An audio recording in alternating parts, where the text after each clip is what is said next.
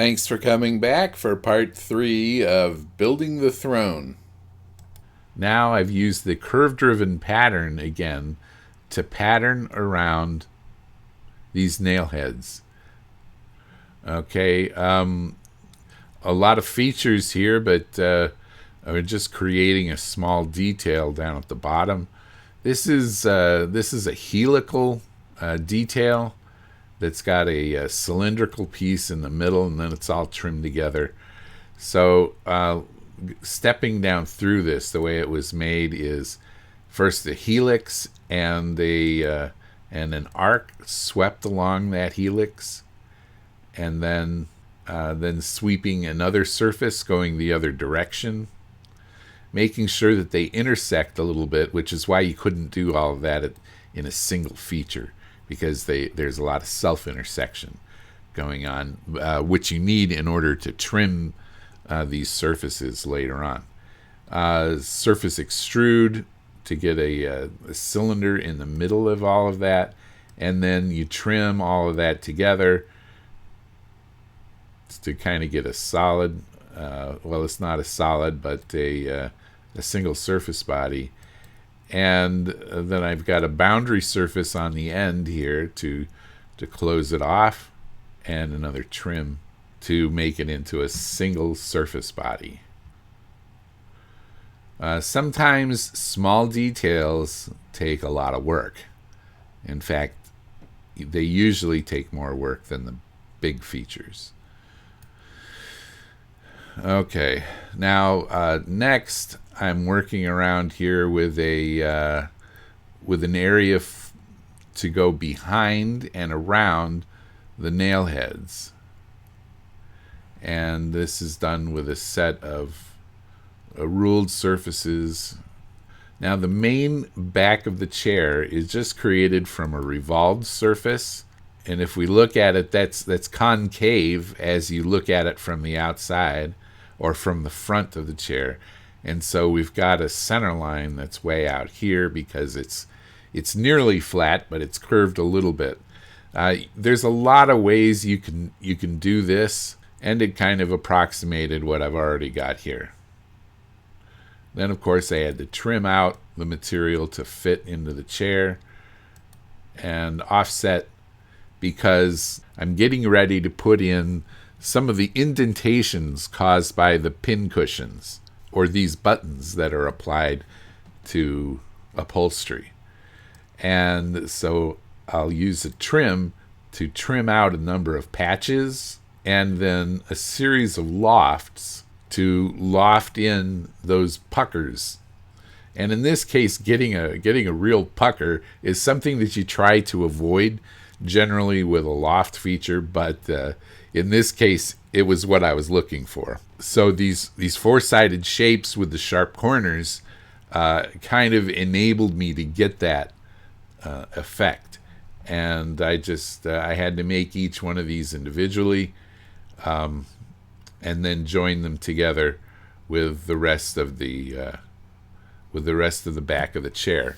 Now, when you're making things with a lot of curvature like this, it's good to have your lighting set up right and have your materials set nicely as well, so that the materials have very specular reflection to them, and you're able to see the shape of what you're creating.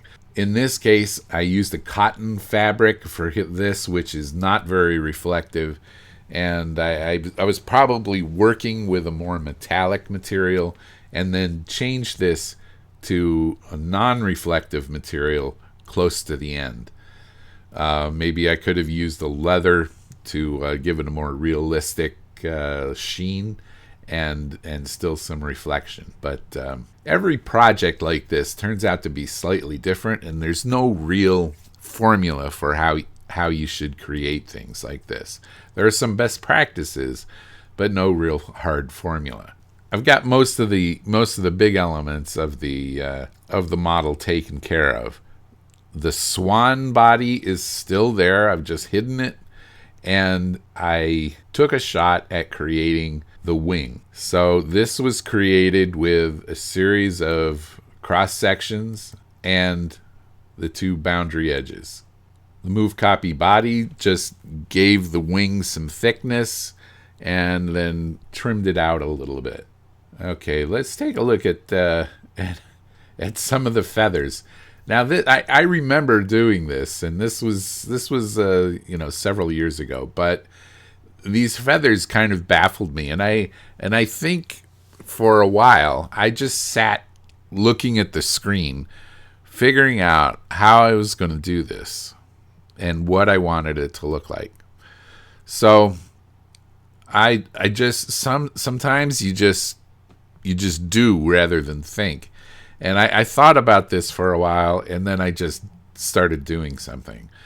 I created as a copy of the wing, and then I trimmed it out to make a feather. It was a cheap and easy way to do it. Was it the right way? I don't know. You be the judge. And then I created a pattern along a sketch that I had created. This does give the general aspect of a bunch of feathers on a bird's wing.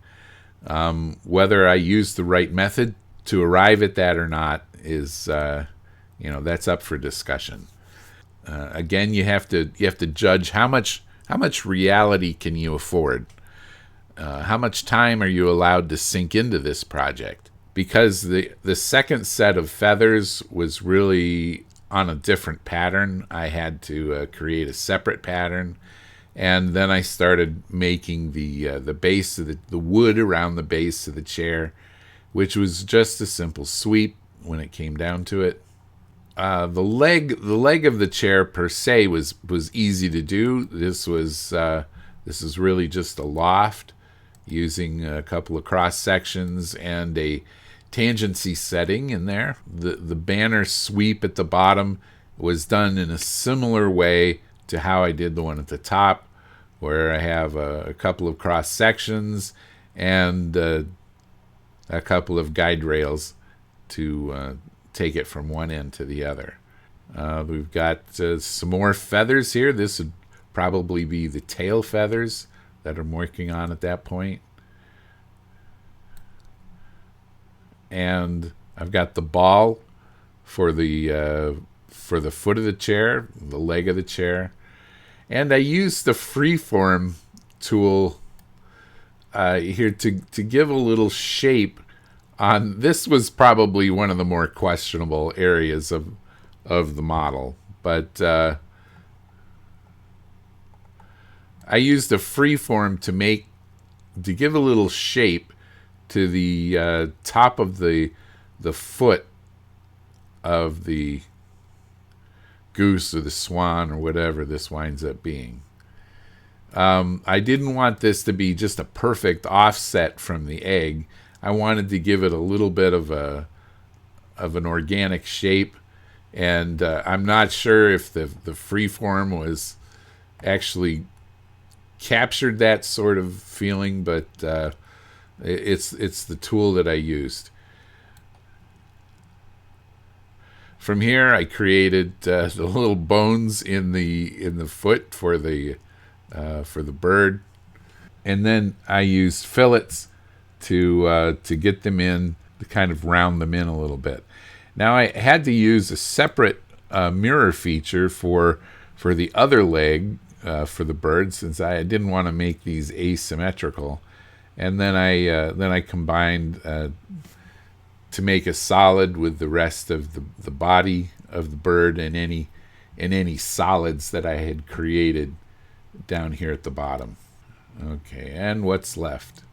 I had to create some upholstery up along the side to give it an armrest. And I created a sketch-driven pattern for the buttons that were used in the fabric on the back of the chair. From there, it was just a single feature mirror. Now, I'll tell you that this model and a couple of the other models that I've done in these videos have been pretty clean when they come to the final mirror feature. But a lot of times when you're under a real deadline and you've got real work to do, and you've got a symmetrical part, what winds up happening is that you mirror everything, and then you realize, oh, I forgot something. So you add it, and then you mirror that, rather than rolling back before the mirror, adding the feature, and then unrolling the mirror the way you should do it. Mirroring multiple times is going to cost you rebuild time. And let's take a look at the rebuild time on this model. I go to Tools and Evaluates off the screen here, and Performance Evaluation.